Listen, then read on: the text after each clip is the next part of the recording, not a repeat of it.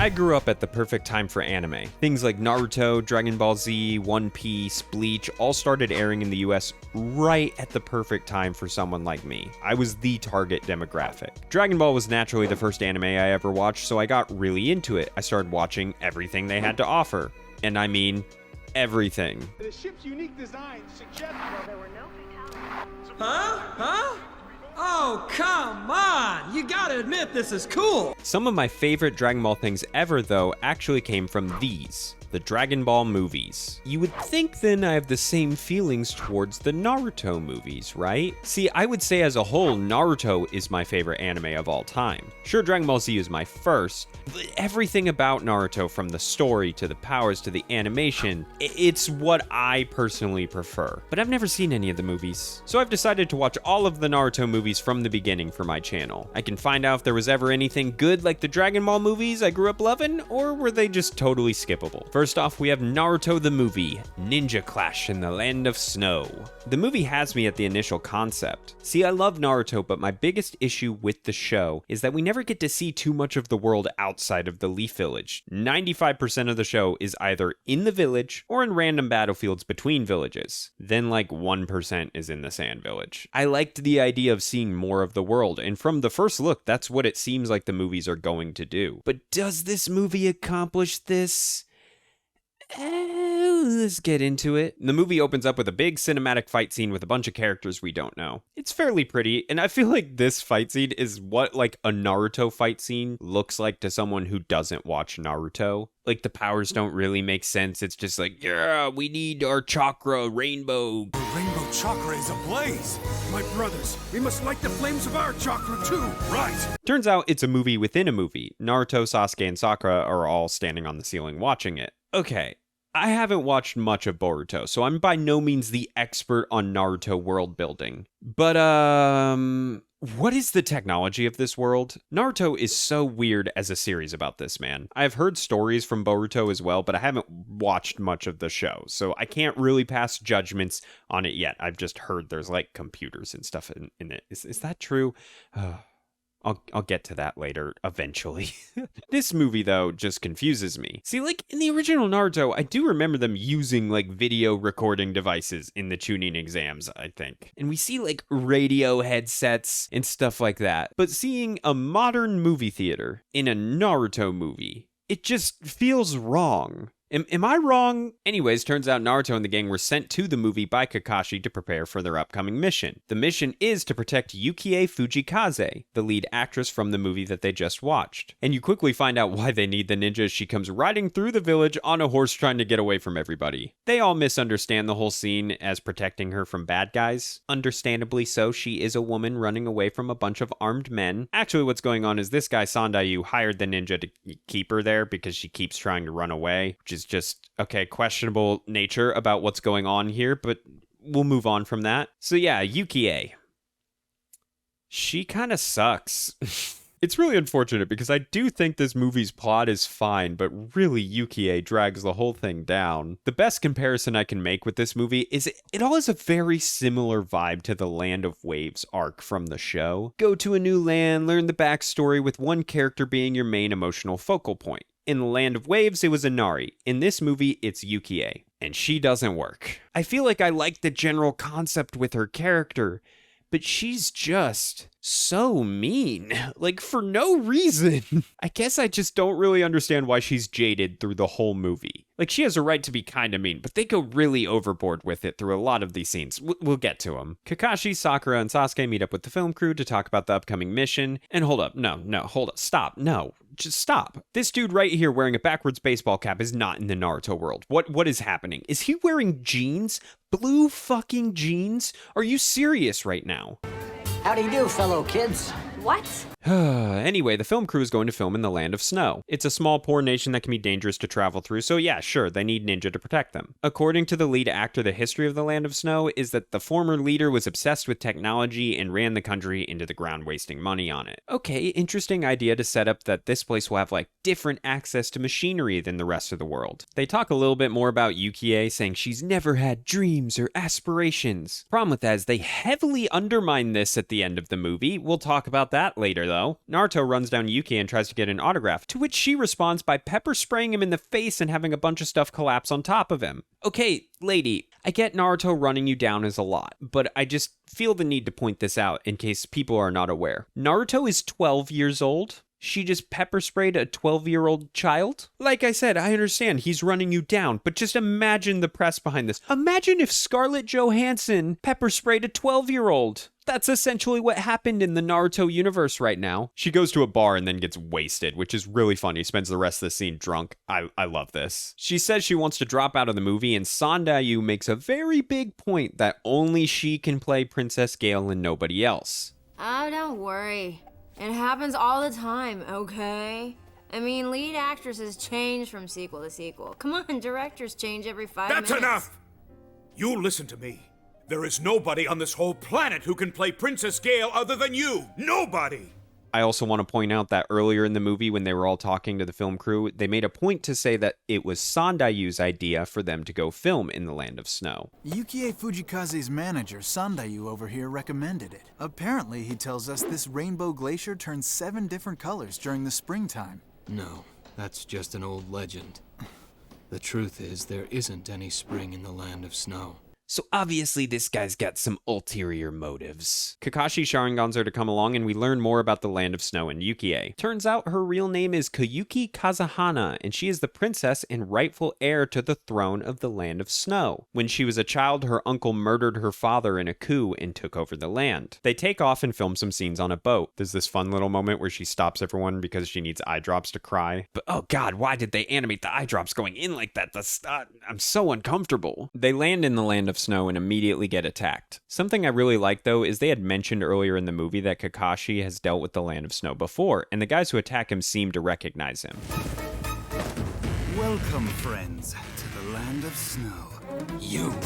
It's a small world building thing, similar to how in the Land of Waves arc, Zabuza and Kakashi, while having never met each other, had heard about each other. It's small, but it adds to the world. I like the designs of the Snow Ninja too, and they have some pretty cool powers. Although, can someone explain this to me? I thought Ice Style was something only Haku could do. Or is Haku's ice just like special ice? That would be my guess, because in this scene, Sasuke's fire does melt some of the ice here, where it didn't in the Land of Waves arc with the crystal ice mirrors. I understand this is technically filler and it's playing by its own rules. I was just curious. I've never really fully understood that about Naruto in general. They also have this chakra armor that boosts their power and creates a chakra barrier around them. Interesting idea, especially with the concept of this land being more interested in tech than the rest of the world. I mean, this dude has a motorized snowboard and shoots Spider-Man webs. Also, something that will never not make me laugh is how much simpler the designs for every single one of the village's headbands got after the Leaf Village. This is literally just 5 circles. The fight ends with Kakashi copying the Snow Ninja's abilities and using Ice Style too. Okay, I know that can't be correct. I may not be an expert on Naruto lore, but Kakashi cannot use Ice Style, right? They get away from the attackers and Kakashi swaps out Yukie's crystal for a fake. Keep that in mind. Sandayu decides to reveal the full backstory to the Naruto gang. Turns out Kakashi was there that day and was the one who actually saved the princess. Sandayu took her in as a child and basically set up her entire life to get her back to the Land of Snow.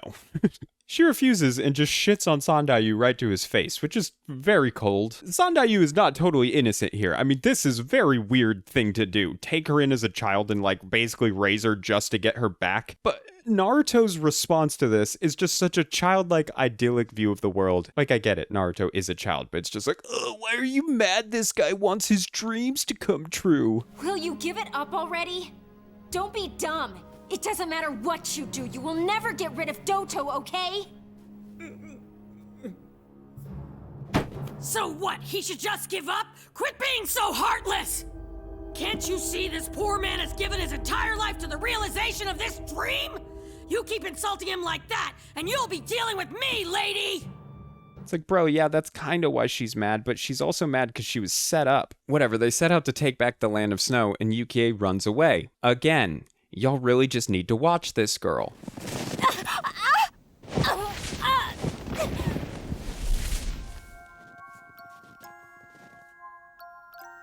Jeez, how many times are you gonna run away from your fate? Come on, everyone's waiting. Naruto finds her and carries her back, and a bunch of train tracks appear. This is somebody's jutsu. Now, I don't really understand how this jutsu works. It's one of two ways. Earlier, they mentioned that a railroad track used to run through this land, but it's like buried by ice. So either this guy used his chakra to melt the ice, and there's a train track here now, but that's not really what the animation looks like. What the animation looks like is this dude just made train tracks appear on top of the ice, like new train tracks. So this guy has a jutsu to make train tracks is all I'm getting at. That's one of his abilities, I guess. Oh yeah, Naruto has to outrun a freaking train. Like, carrying this girl on his back, he has to outrun a train. This is wild. This is a wild sequence of events, okay? And the main villain finally appears in front of everyone. This is Dodo. He's fine. It's unfortunate because that's another problem with this movie. I just feel like as a villain, he's relatively boring. His plan isn't really much of anything. As you'll find out, this is kind of a Raiders of the Lost Ark scenario where even if the heroes hadn't done anything, things would have probably basically played out exactly the same way. Sandayu gets his whole crew of Snow Village people together to revolt against him. It doesn't end well.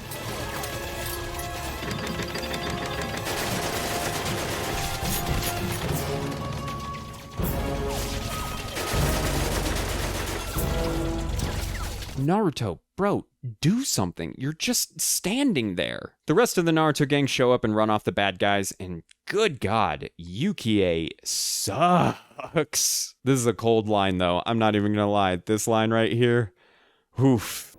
Please, do not waste your tears on me. Oh.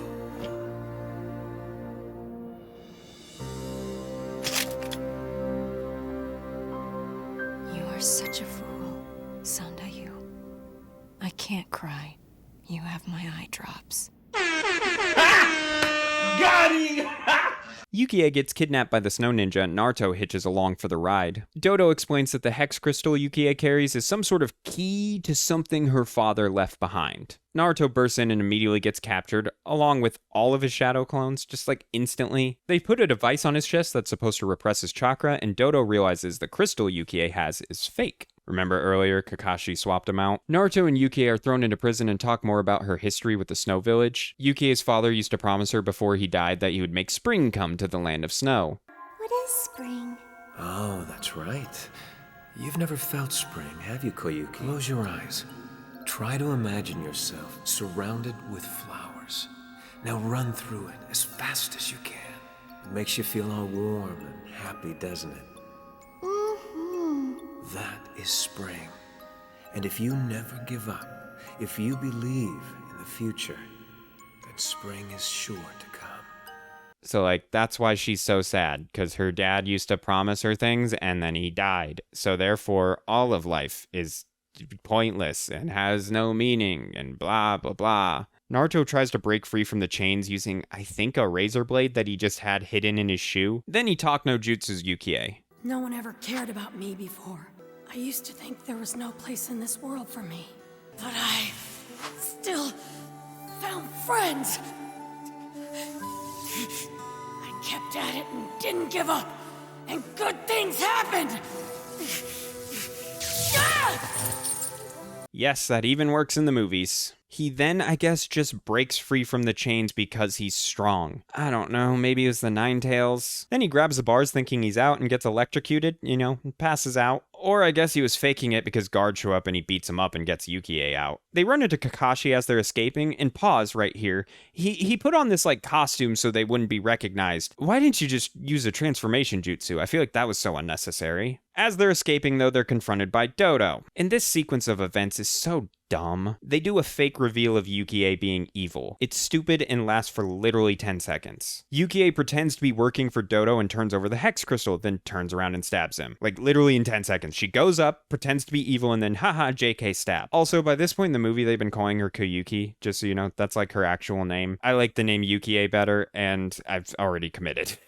Dodo reveals his newer chakra armor, and I'm not gonna lie, this looks kind of badass. This definitely should have been his design the whole movie. Other than the pants that he's wearing, it's got a really cool design. I just wish the colors on the bottom were a little bit different, maybe. I don't know. He also has bat wings now, so that's a thing. Oh, all of the Snow Ninja have bat wings now. Well, except the snowboard guy, he just gets his board, I guess. Sakura has a pretty fun moment where she uses a bunch of paper bombs on him. Sakura Blizzard Jutsu! Enjoy! Sasuke uses his Lion's Barrage move, which is just so funny to me that this became like a signature of his. He did it once in the anime, and it's not even that cool of a move. It's literally he just copied Rock Lee's move and just did it lamer and with a dumber name. Kakashi faces off against this guy. They've had beef the whole movie, but I don't remember his name. It also kind of sucks because this fight is lame. They've hyped it up like all movie with them having beef with each other, and then it lasts for 10 seconds. He Chidoris him once and then primary lotuses him. The end. Back to Dodo. Turns out the Hex Crystal was not a key to any treasure, but to a machine that's supposed to melt all of the snow in the Land of Snow. The Ninetales chakra begins leaking out of the device Naruto's wearing, and Sasuke shows up for literally 2 seconds to Chidori Dodo, and then he passes out. This is just so funny narratively to me because people make jokes all the time of like Sasuke being the Vegeta of the Naruto universe, you know? This is his most Vegeta moment in like anything I've ever seen from Naruto. To show up, do one hit on the main bad guy and pass out, and arguably that one hit, there's just a line in there of him being like, "Oh, I knocked out his armor." Naruto, his armor has been fractured. The rest is up to you. It's like when you hand your little brother the controller that's not really plugged in and just tell him that he's playing. It's like, yeah, you're doing great, bud. You're helping a lot. Now with his Ninetales chakra coming through though, Naruto bursts out with hundreds of shadow clones and we get a big fight with Dodo. It's a pretty solid fight, fun to watch. Dodo's got some cool powers. Everything all ends with Naruto using a Rasengan on Dodo, and the reflections of the machine cause it to look like a rainbow, you know, from the beginning of the movie, the rainbow chakra. The way Dodo goes absolutely flying is so funny. It's like Team Rocket, dude.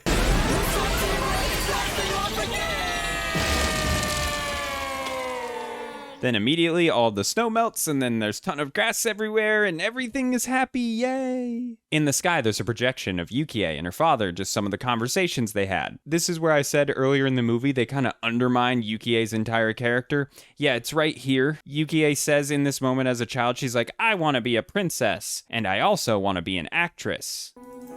What will you do when it comes, Koyuki? I'm going to become a princess. Oh?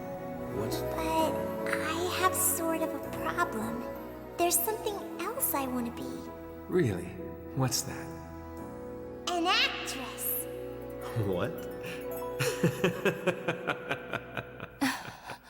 Her entire character to this point had been like, "Oh, I don't have any choice in my life. I was forced to be an actress." And like even the stuff with Sandayu kind of worked into that. But then it turns out that's what she wanted to be all along. So she got like her dreams. So what is this character? Am I supposed to feel bad for her? Or she's just mean the whole time for no reason then? Okay, cool movie. Then the movie ends. Yeah, it's kind of abrupt. There is a post-credit scene though, wrapping everything up. It isn't much. It basically just says that Yukie is going to continue being the princess and an actress. There's this fun moment at the end where it's revealed that Sasuke got an autograph of Yukie for Naruto. I'm so stupid. I should have gotten an autograph. Don't worry, I took care of it. Huh? Ah! Oh man, look at me. Can you at least have used a better picture or something? Like, that's really sweet. I don't know why I think that's adorable.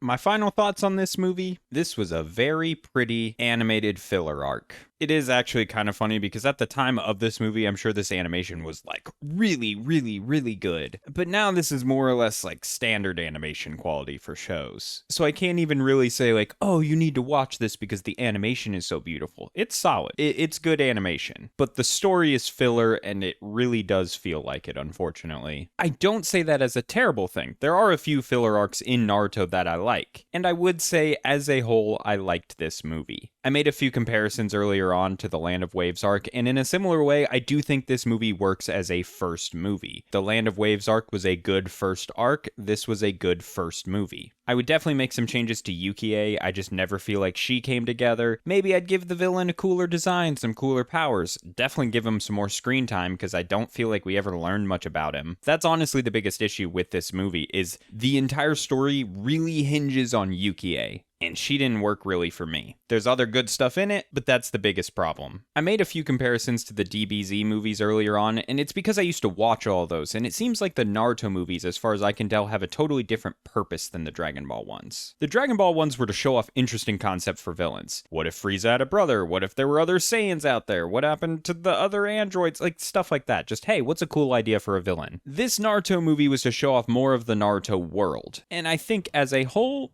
it did it pretty well. Except this dude with the hat. What the fuck is that? Hey, thank you so much for watching. It'd be awesome if you sub to the channel. It helps me out a lot. I also have all my other social medias listed over here on the side and more videos right there.